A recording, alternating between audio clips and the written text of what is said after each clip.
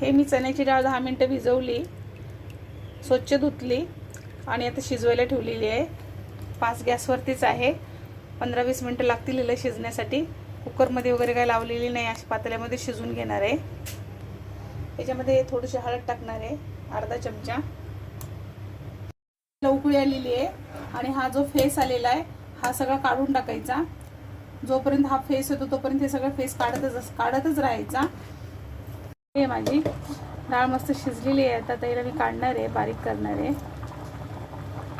ह्याचं पाणी काढून टाकायचं आमटीसाठी. हे मी डाळीतलं पाणी काढून टाकलेलं आहे. आता ह्याच्यामध्ये मी 3 पाव गूळ टाकणार आहे. माझी डाळ पण 3 पावच आहे. गुळाला मी मिक्स करून घेते.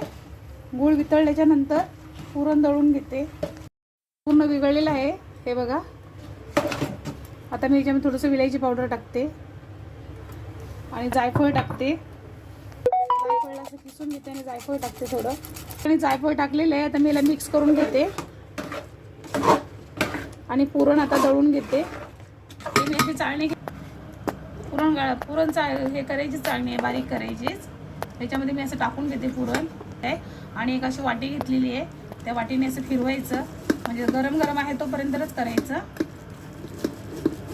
हे बघा झालेलं आहे माझं पुरण. हे असं झालेलं आहे. आता याला परत आपण शिजूया. मी आता असं कॉटनचा कपडा टाकला, ह्याला ओला केलेलं आहे, ताटामध्ये ठेवलेलं आहे. याच्यामध्ये पुरण टाकून थंड करून घेणार आहे.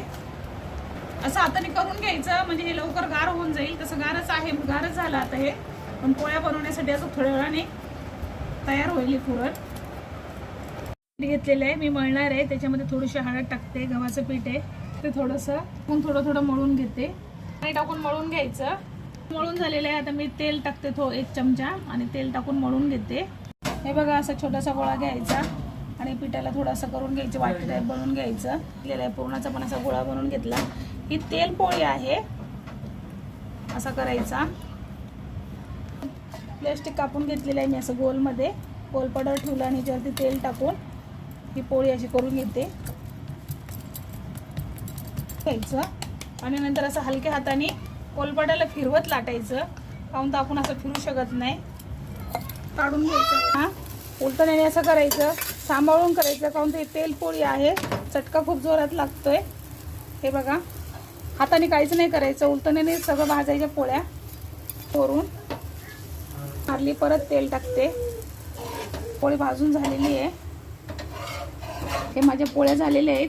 ह्या पद्धतीने तुम्ही करून बघा. आवडलं तर मला शेअर करा, कमेंट करा, लाईक करा. माझ्या पुरणपोळीला शेअर करा नक्कीच.